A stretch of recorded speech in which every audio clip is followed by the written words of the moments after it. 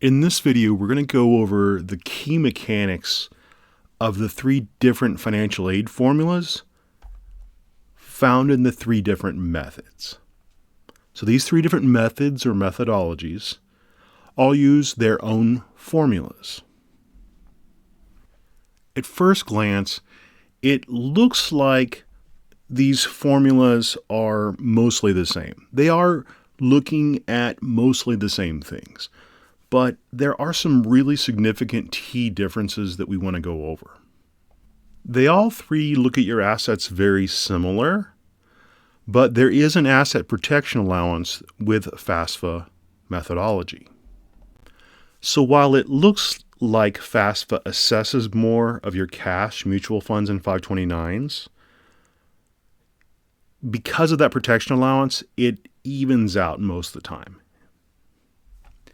If you have a small business that's 99 employees or less, then FAFSA is a little bit more kind to you. They just look at that as if it was your job and don't consider those assets. But in CSS profile schools and in your consensus schools, they are going to assign some value to those assets. I need to point out that annuities are right for less than 1 out of 1,000 college-bound families. Annuities are often one of the proper tools to replace pensions or reduce retirement risk, especially in low interest rate environments, but they are really not the right tool for college planning. And the non-qualified annuities that the industry has a lot of people selling, pretending to be financial planners, it's not a financial aid band-aid. It's not some miracle cure. It doesn't even work in CSS and consensus schools at all. As you can see, they still charge 5%. They're still going to look at those assets. But an annuity is a blunt force instrument.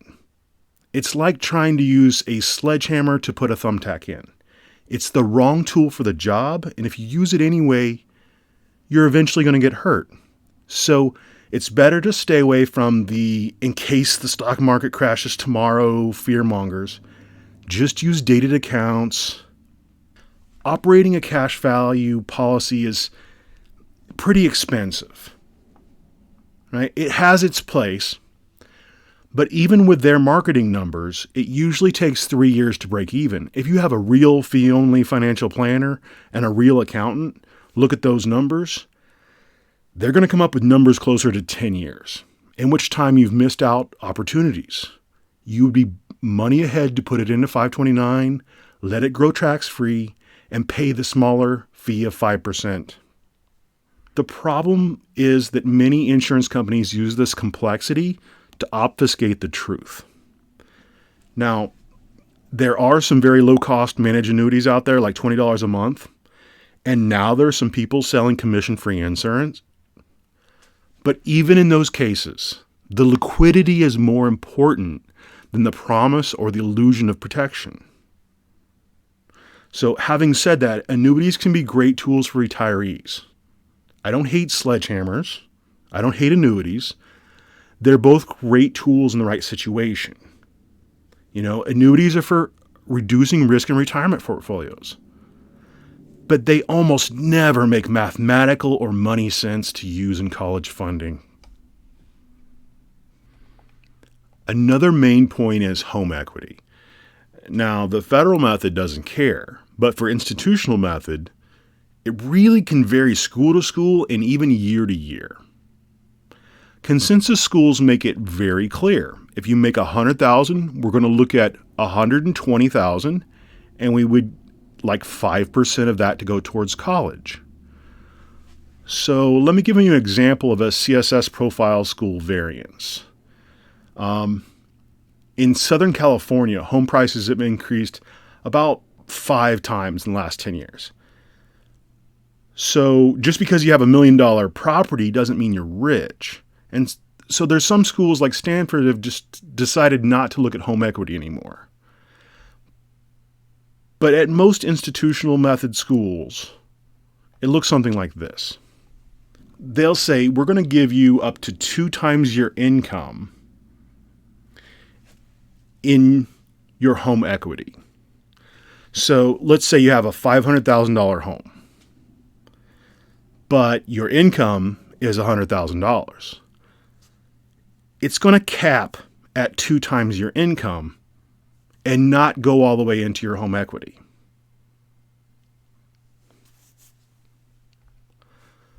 So from that, they'll take $10,000 towards the cost of school next year. Now, the federal method doesn't look at it at all. And the consensus is a little bit better than institutional schools, but institutional schools will often have a lot more money to give your kids. So this is just one more variable we need to think about. Home equity is a big driver of difference in the formulas, and it can change from year to year to school. Here's something really important to remember, though. People consistently over-report their home equity. So use the HBI calculator or your tax basis from your tax bill from your county assessor, because it's not what you could sell your house for, it's how much equity you have in your home. So assets in the student's name. Generally we want to try to get all of the assets in the parent's name. That's the best place to get protection. We don't want it in annuities. We don't want it anywhere else. Getting it into the parent's name is our best bet. But let's say you had a tightly wound trust for a child's special needs. With FAFSA, they're going to want 20% of whatever's in that student's name, right? No matter what it's for. And it's slightly worse in the CSS profile schools. But it's only 5 with consensus schools. So if you've got a trust and it's $100,000, CSS will normally want that $25,000, right? They're going to want 25% every year. But a consensus school, they're only going to want 5%. So your EFC is $20,000 a year better just by knowing the difference between these formulas and which type of school to go after. So that could save your family $80,000 over 4 years, meaning that you could actually have the money go towards your child's special needs. So there are some quote-unquote college planners that they're not fee-only CFPs, and they don't completely understand finances, and usually they're really well-meaning people, but they'll give people advice like, oh, well, we want to transfer all the assets into your sibling's name. And that can work in certain instances for certain years. But there's also a possibility of you getting audited. And there's also the fact that that doesn't help you at CSS profile schools or consensus schools, the schools that have the most money to give your students. And so it can backfire pretty quickly too. It's usually best to get the money out of the kids' names and into the parents' names. This can get a little confusing with divorced, separated, and blended families. If you're in a divorce situation, we're going to look at just the custodial parent at FAFSA profile schools. But at the CSS profile schools and the consensus schools, they want to look at both parents' resources. The custodial parent is basically whoever the student lives with 51% of the time. They'll fill out the forms. By the way, if parents are divorcing or are already divorced, it can be good planning to make sure that that student lives with a parent that's going to have the lower EFC, to make sure that you've lived with them 51% of the time, to keep a calendar for records, and then that person will be the one to fill out the financial aid forms. Black Swan is a full-service family office, and we're focused on real financial planning for successful families and business owners. But we're also really passionate about education planning, from cradle to career. We would love to help your family.